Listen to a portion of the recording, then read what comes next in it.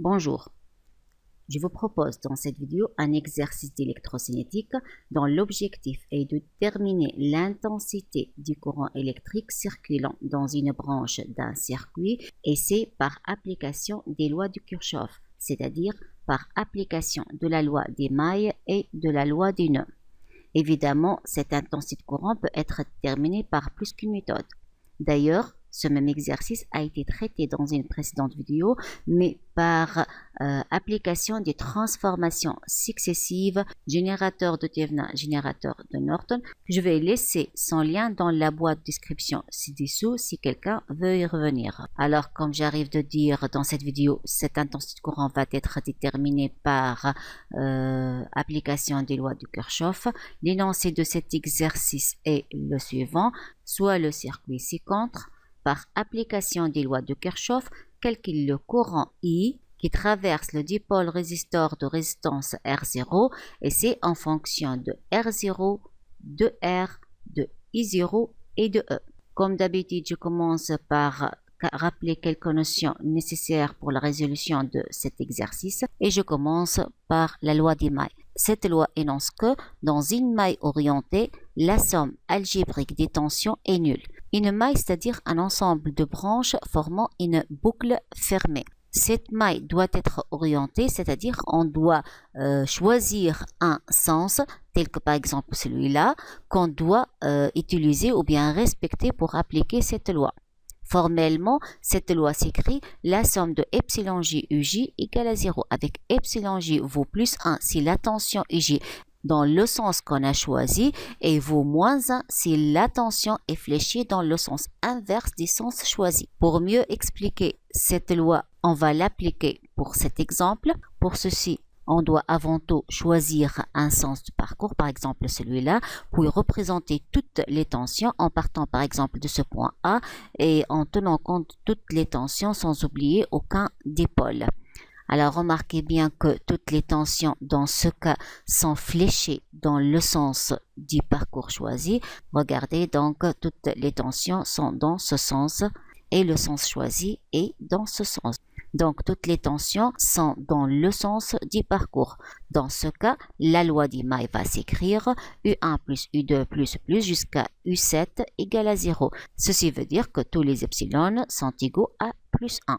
Maintenant, si parmi ces tensions, il y a quelques-unes qui ne sont pas fléchées dans le sens du parcours, telles que par exemple U3 et U5.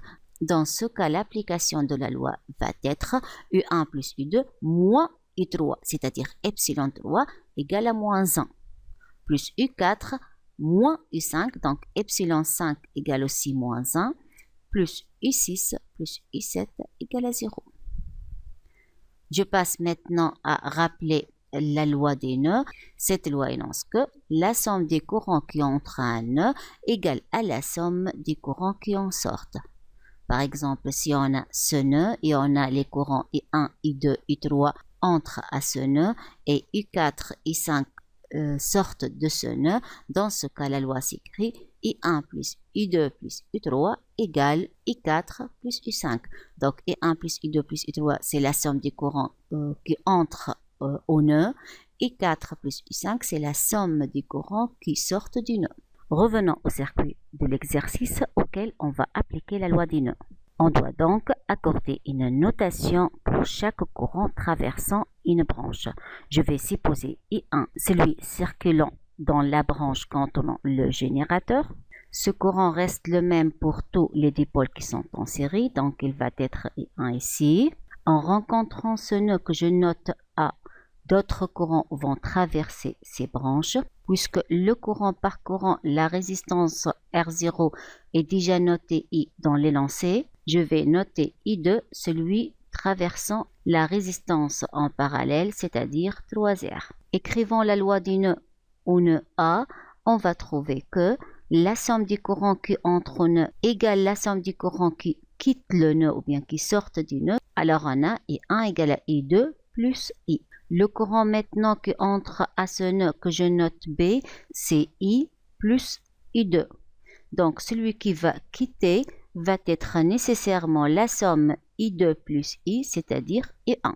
Donc, on a ici le courant I1. Remarquez alors que le nœud B est équivalent à celui A. D'ailleurs, toute cette branche, la branche AB, est supposée en série avec le générateur et ses dipôles résistors.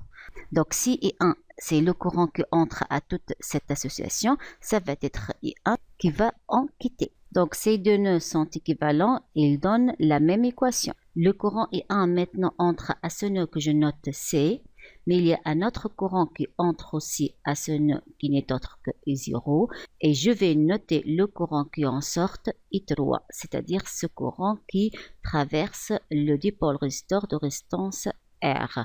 Le courant ici, c'est I1 puisque tous ces dipoles sont en série.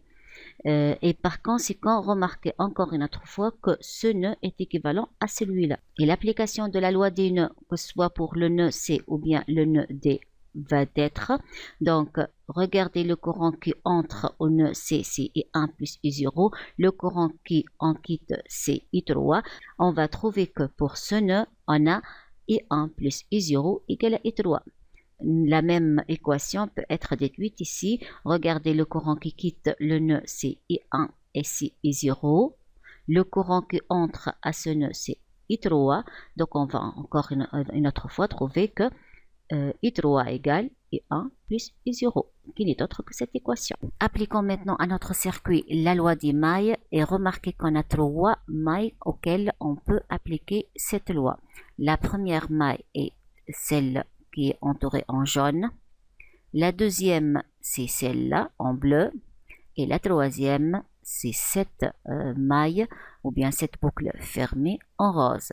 Alors, je vais commencer par la première maille, c'est-à-dire celle encadrée en jaune. Pour ceci, je commence par choisir un sens de parcours, par exemple celui-là, et représenter toutes les tensions. Avec ce choix d'orientation de ces tensions, la loi des mailles, pour la maille numéro 1, s'écrit U1 plus U2 plus U3 plus U4 plus U5 égale à 0.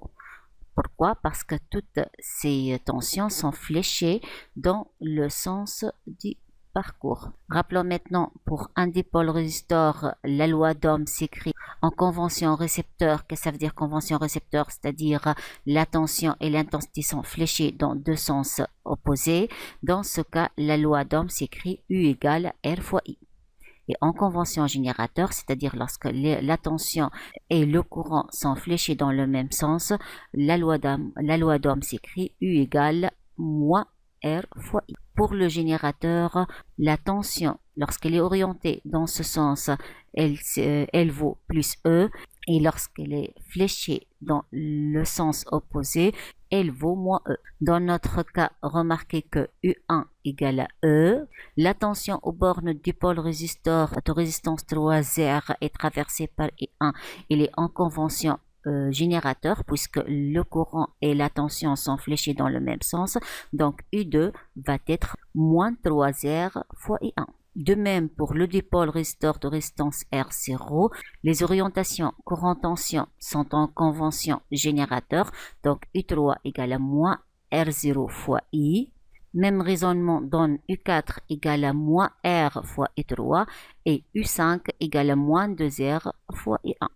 Donc, remplaçant chaque tension par son expression, on trouve que E moins 3R et 1 moins R0I moins RI3 moins 2R et 1 égale à 0.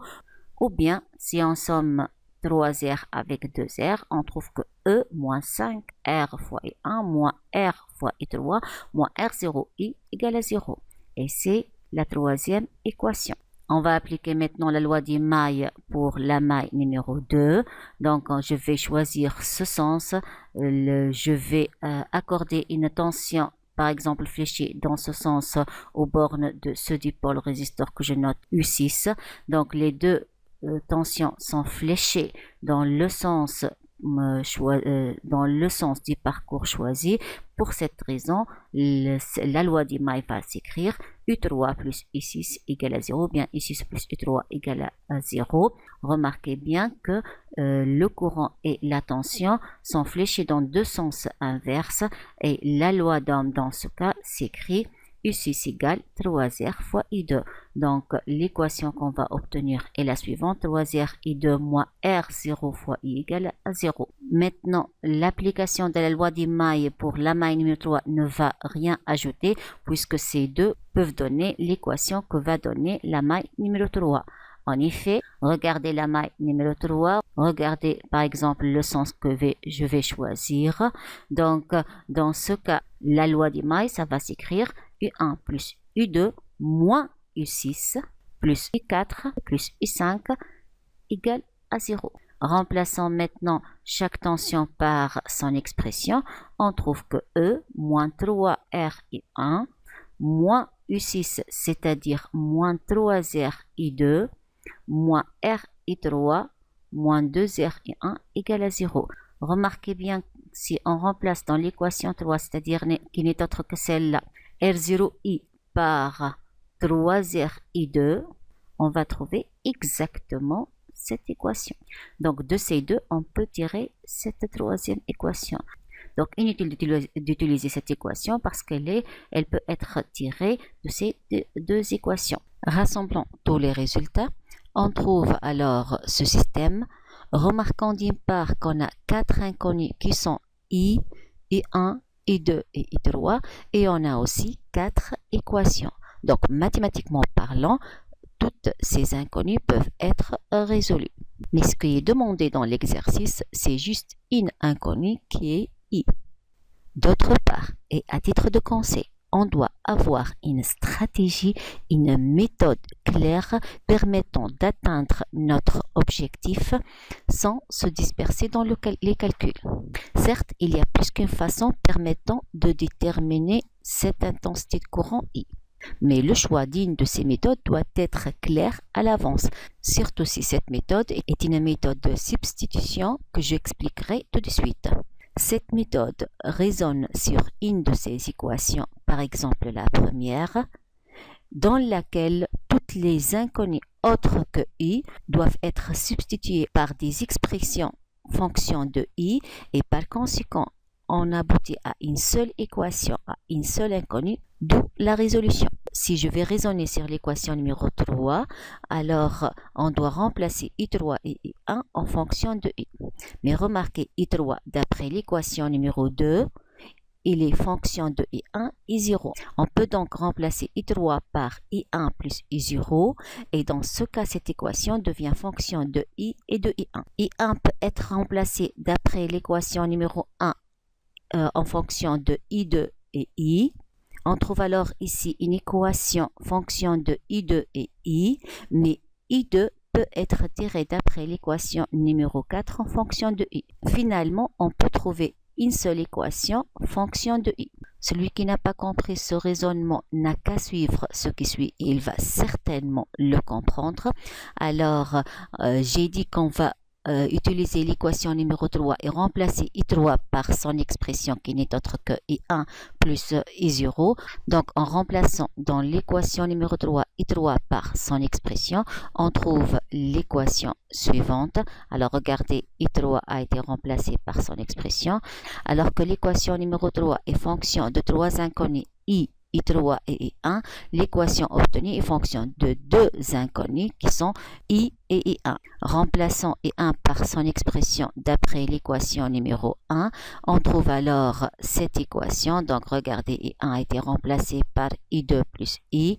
Toujours, on a une équation à deux inconnus, mais en tirant I2 en fonction de I de l'équation numéro 4 et en le remplaçant dans l'équation obtenue, on trouve finalement une équation à une seule inconnue qui est I, d'où I en fonction des paramètres de l'exercice s'écrit E moins R I0 sur la somme 6R plus 3 R0. Alors j'espère que ce raisonnement était clair et à la prochaine. Merci.